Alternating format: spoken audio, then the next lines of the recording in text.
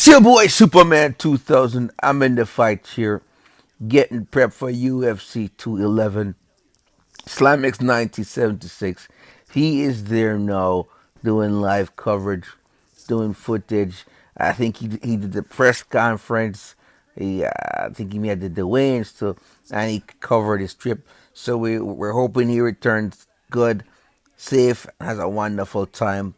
I know he's gonna enjoy himself, and he's gonna keep using his footage. I've been busy because I'm studying for my CPA exam, and I got a lot of, it's like a boatload of work done. Because most people think, hey, tax season is over because April the 15th is already. No. There's people who file extensions, especially corporations, and then during the time of the extension period, then you got to work on their taxes. And so the work goes on.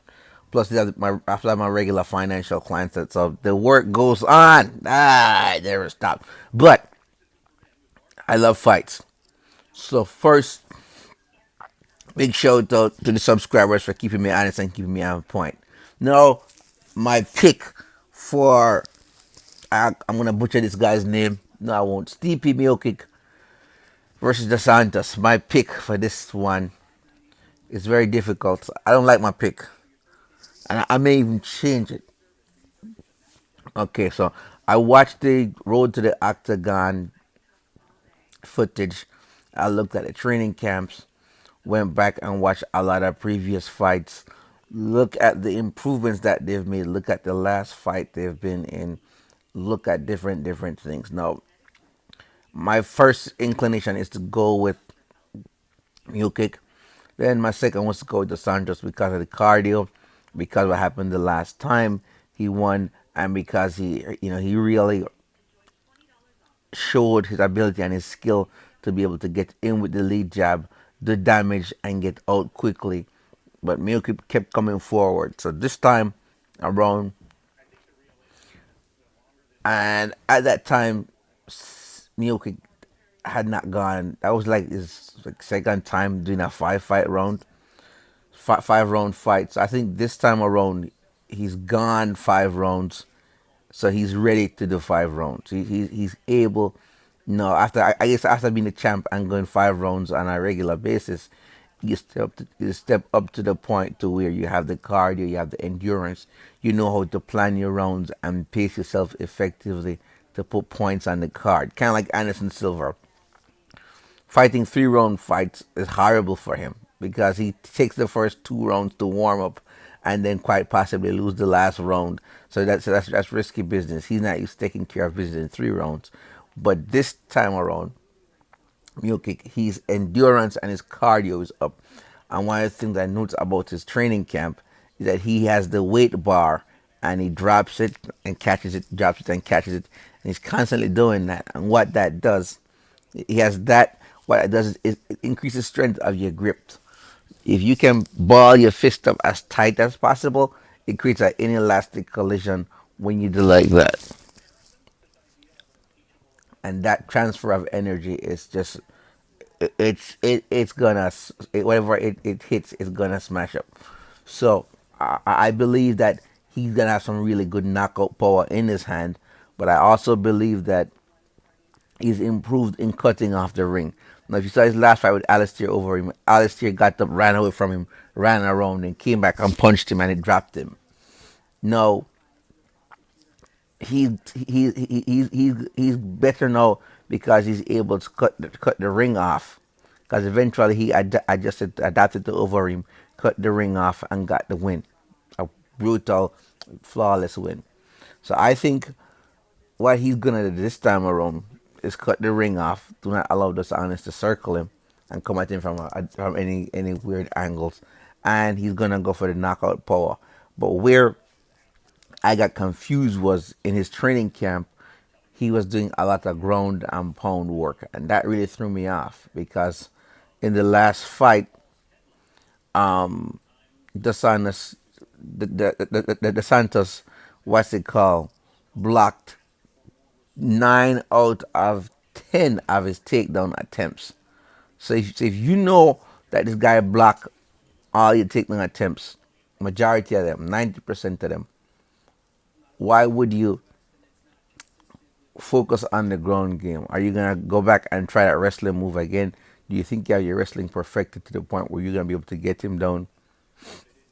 I don't see it happening.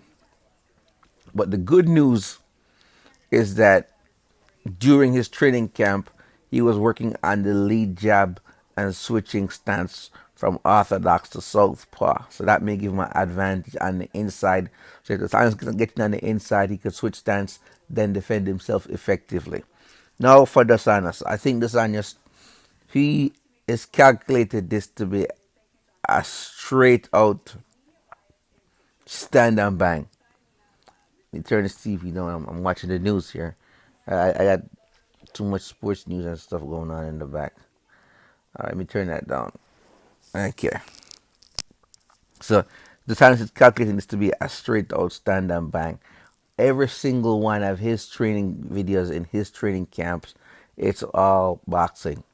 It's boxing, kickboxing, low leg strikes. It's all stand and bang. So there's in his mind, there is no ground option. This is gonna and he's working his takedown defense.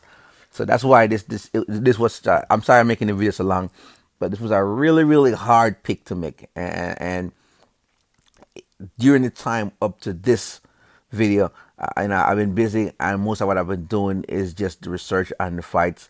But today I'm finally gonna release my pick because tonight, while the fight's going on, I'll probably be eating pizza, drinking some O'Doul's, and studying at the same time and watching the event. So I'm going for the win. No, for the win, I have to go with Miocic for the win. But deep down inside, according to the number, here's what I'll back up the numbers and the way this fight play out based on my analysis is that the Santos is gonna get the win, and it's gonna be a win by decision like the last time. But my gut instinct, you can't go by the numbers alone. Sometimes you gotta go by your gut instinct.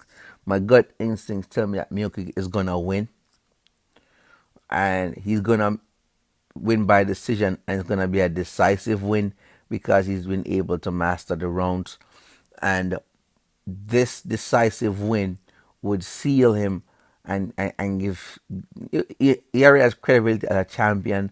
But when you lose a fight, going back and then reclaiming that loss really really adds to the mystique of you being a warrior.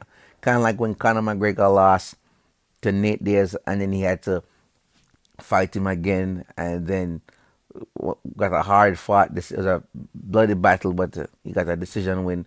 So something kind of like that. As a fighter, you always want to reclaim that loss that's on your record and get it back. Like when Anderson Silva was disqualified for elbowing the Chinese guy in the crown of the head, and then he fought that fight that he was disqualified.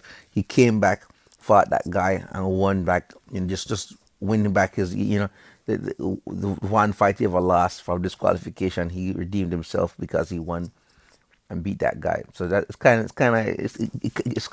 a thing. Same thing with Marco Crocop coming back and then getting the win with Pat Barry. It's kind of like you just as a champion, you don't want to know that somebody is out there walking around that beat you. Same thing with Daniel Cormier and John Bones Jones. It's a long list, and I could go on for days of talking about that. So my pick finally now, after looking at everything, I'm going with Stepio Miocic, and it's gonna be a win by decision. Both guys have really good chin, so I don't foresee any kind of knockout going on. It's gonna be by endurance. I think that Stepio Miocic is gonna win. That's my 2 cents from the fight here. If you think differently, let me know. And by the way, Honeywell sent me a brand new thermometer. Sorry, new thermostat. I'm gonna open it up in the box next time I'm in the fight here. Let you guys see it and walk you through how fantastic that was. I appreciate them hooking me up with that. All right, guys, my 2 cents from the fight here. Peace out. Let me know who you think is gonna win and why. And don't forget to follow Slam while he's on his trip here. I think he has Periscope, Twitter, and he's on YouTube. And his handle is the same, SlamX1976. All right, guys. Peace out. Let me know who you think gonna win.